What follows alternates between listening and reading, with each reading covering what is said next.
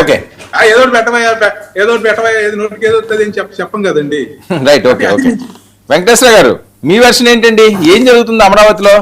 2 ఏళ్ల పాలన మీద కూడా సుదీర్ఘంగా తులసిరెడ్డి గారు చాలా అంశాలు చెప్పారు. మొన్న వెళ్ళిన వాళ్ళు ఎవరు? వాళ్ళ రైతులు అంటారు, వాళ్ళ రైతులు వీళ్ళ రైతులు ఏంటి, లేదా వాళ్ళ కులం వీళ్ళ కులం ఏంటి? ఏం జరుగుతుంది అమరావతిలో? వరం గారు మీకు అలానే పెద్దలు తులసిరెడ్డి గారికి, గొట్టిపాటి గారికి ఉన్నారా? జూపూడి గారు వెళ్ళిపోయారా? వచ్చారండి, జూపూడి గారు ఉన్నారు. జూపూడి గారు ఉన్నారా? జూపూడి గారికి అదిగో చూడండి, ఇందాక కారులో ఉన్నట్టున్నారు. సెకండ్ కనిపిస్తే సిగ్నల్ పోయిందా? ఇప్పుడు అందరికి కూడా నమస్కారం. రాజధానిలో ఏం జరుగుతుందంటే, రాజధానిలో నిర్మాణాలు జరుగుతున్నాయి. 14-19 మధ్యన స్టార్ట్ చేసిన దాంట్లో సరే 19-24 మధ్యన వాళ్ళ కోరిక ప్రకారం అడవిని చేశారు. ఇంకా రకరకాల పేర్లు పెట్టారు కదా దానికి. అవన్నీ చేసిందని మళ్ళా క్లియర్ చేసి ఇప్పుడు నిర్మాణాలు చాలా శరవేగంగా జరుగుతున్నాయి. చాలా వరకు హైకోర్టు జడ్జెస్ క్వార్టర్స్ కంప్లీట్ అని, ఐఏఎస్ క్వార్టర్స్ కంప్లీట్ అని, చాలా వరకు రోడ్లు మెయిన్ గా ఉన్నటువంటి రోడ్లు ఏవైతున్నాయి రోడ్లు దాదాపుగా ఫామ్ చేస్తున్నారు. ఈ రిజర్వాయర్లు ఫామ్ చేస్తున్నారు. చాలా వరకు స్పీడ్ గా వెళ్తుంది రాజధాని నిర్మాణం. అయితే ఇంకా నిర్మాణం జరగాలి. రాజధాని మొన్న వెళ్ళిన వాళ్ళు ఎవరో రైతులు, ఎవరా రైతులు? సరే రాజధాని గురించి జరగాలి చెప్తున్నా. రాజధాని అయితే బ్రహ్మాండంగా పనులు జరుగుతున్నాయి, దాంట్లో ఎలాంటి సందేహం లేదు, జరుగుతుంది, జరగాలి. అక్కడ ఉన్నటువంటి పరిస్థితులు వేరు కాబట్టి నిర్మాణం జరుగుతూ ఉన్నాయి. అందరూ కూడా 1 సంవత్సర కాలం తర్వాత ఖచ్చితంగా మన రాజధాని అనే భావన అందరిలో కలుగుతుంది. ఇకపోతే జగన్మోహన్ రెడ్డి గారి దగ్గరికి వెళ్ళారంటే ఎవరు వెళ్ళారు? గతంలో వాళ్ళే, ఇవాళ కొత్త వాళ్ళు కాదండు. ఆ ఉండవల్లి, పెనుమాక ఆ ప్రాంతాలకు సంబంధించిన వాళ్ళు మొదటి నుంచి కూడా అక్కడ 1 సెట్ ఆఫ్ పీపుల్ వ్యతిరేకిస్తూనే ఉన్నారు. వాళ్ళు ఇవ్వలేదు భూములు, ఇవ్వని వాళ్ళు అప్పటి నుంచి అట్లాగే ఉన్నారు. ఇప్పుడు మళ్ళీ ఆయన జరిగిపోయారు. వాళ్ళలో దాదాపుగా 95% వాళ్ళంతా వైసీపీ పార్టీకి సంబంధించిన వాళ్ళే. గతంలో హైకోర్టులో పిటిషన్లు వేసిన వాళ్ళే. ఇవాళ కొత్త ఏం కాదాళ్ళు, గతం నుంచి ఉన్నవాళ్లే. ఇవాళ ఇప్పుడు ఎందుకంటే ఇప్పుడు ఆ రోడ్డు ఆగింది, అది తీసుకోవాలని భూసేకరణకి వెళ్తుంది ప్రభుత్వం భూసేకరణకి వెళ్తుంది కాబట్టి ఇప్పుడు వాళ్ళు ఆయన దగ్గరికి వెళ్ళి మళ్ళీ కూర్చున్నారు. ఆయన ఏమో నేను వస్తాను, నేను రాగానే మళ్ళా రోడ్లు తోవేస్తాను, బిల్డింగ్లు పగలగొట్టేస్తాను, మీరెవరు అధైర్యపడద్దు, మీరందరూ ధైర్యంగా ఉండండి అని హామీ ఇచ్చి పంపించాడు.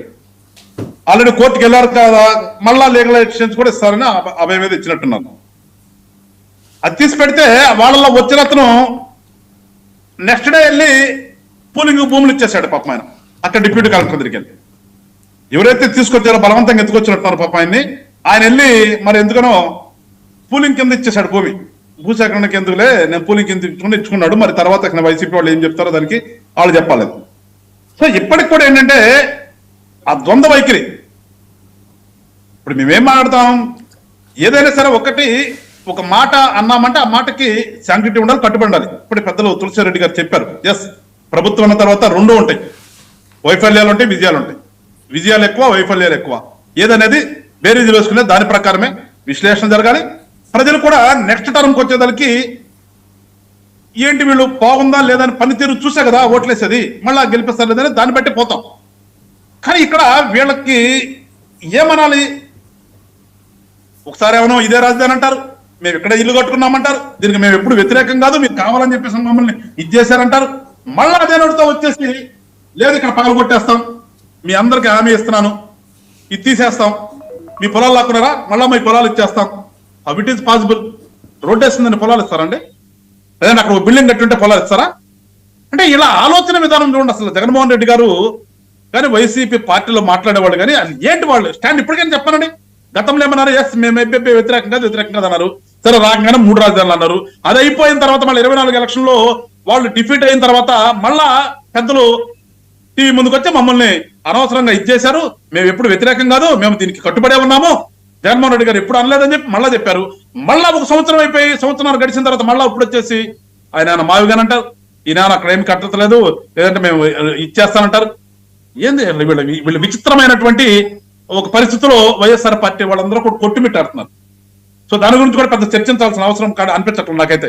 ఎందుకంటే వాళ్ళు ఎన్ని అనుకున్నా కానీ ఇందాక పెద్దలు చెప్పారు తులసిరెడ్డి గారు, వాళ్ళకు ఉన్నటువంటి 5 సంవత్సరాల్లో ఏమి లేనప్పుడే కదపలేకపోయారు. ఇప్పుడు ఏం చేస్తారు? ఇంకా మాకున్నటువంటి ఈ 3 ఏళ్ల కాలంలో ఖచ్చితంగా అక్కడ అన్ని వస్తాయి.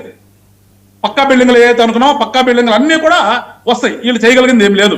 ఏంటి రెండేళ్ల పాలన ప్రజలు గమనిస్తున్నారు. కాదండి, 2 ఏళ్ల పాలన. ఎస్, 2 ఏళ్ల పాలన గురించి కష్టాలు, కన్నీళ్లు, ఆవేదనలు, ఆక్రందనలు, కోపాలు, తాపాలు అన్ని ఉన్నాయంటున్నారు తులసిరెడ్డి గారు. తులసిరెడ్డి గారు ప్రాసతో సహా చెప్పారు, ప్రాస వచ్చే విధంగా చెప్పారు. ఖచ్చితంగా ఇప్పుడు 2 years లో మేమేదో 100కు 100 మార్కులు మాకు వచ్చేసినాయి అని చెప్పేసి చెప్పుకోవడానికి నేను కూడా ప్రయత్నం చేయను. ఖచ్చితంగా ఉంది. టైం బౌండ్ లో ఉన్నటువంటి ఆర్థిక పరిస్థితి, ఉన్నటువంటి పరిస్థితులకు అనుగుణంగానే పరిపాలన సాగుతుంది. ఆ పరిపాలన చేసేటప్పుడు మనం ఇచ్చినటువంటి ఎలక్షన్ హామీలు ఏంటి, లేదు ప్రభుత్వం నడవాల్సిన విధానం ఉంటుంది. మనం ఇచ్చిన హామీలే కదా ఒక రాజకీయ ఏ రాజకీయ పార్టీకి ఆ రాజకీయ పార్టీ సంబంధించినట్టుగా హామీలు ఇస్తారు. కానీ ప్రభుత్వం అనేది కంటిన్యూస్, ఆ కంటిన్యూస్ ప్రాసెస్ లో జరగవలసినటువంటి ఆ బడ్జెట్ దానికి సంబంధించిన దానికి ఉంటుంది. సో ఆ కంటిన్యూస్ ప్రభుత్వంలో నడిచేటటువంటి బడ్జెట్ ప్లస్ ఇచ్చినటువంటి హామీల్ని బేరీజ్ వేసుకోవాలి. మళ్ళా ఇవన్నీ ఉంటాయి, ఈ సాధక బాధకాలు ఉంటాయి. మనం ఏదో హామీ ఇచ్చేయంగానే నేను వచ్చి చేసేస్తాను అన్నంత మాత్రాన అవి, ఎందుకంటే ఇందాక అన్నారు సంవత్సరం లేట్ అయింది, ఎప్పుడు అవుతుంది అది. ఏ ప్రభుత్వంలో అయినా సరే ఎప్పుడైనా సరే ఖచ్చితంగా 1 year పోతుంది.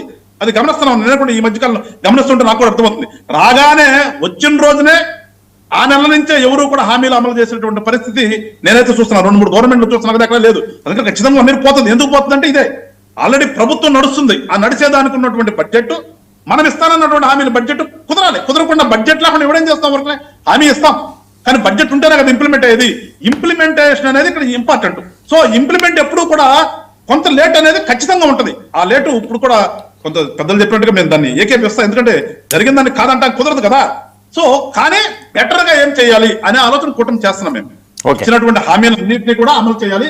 ఉన్నటువంటి వాటిని బెటర్ గా ఏ రకంగా చేద్దాం, ఉన్నటువంటి వాటిలో క్వాలిటీ ఏదైనా సరే.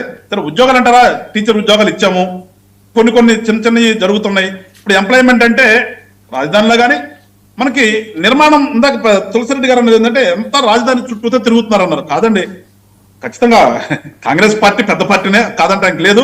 వాళ్ళు ఈ రాష్ట్రంలో దేశంలోనూ ఉన్నారు. వాళ్ళు ఖచ్చితంగా వాళ్ళ ఆలోచన విధానం ఉంటది.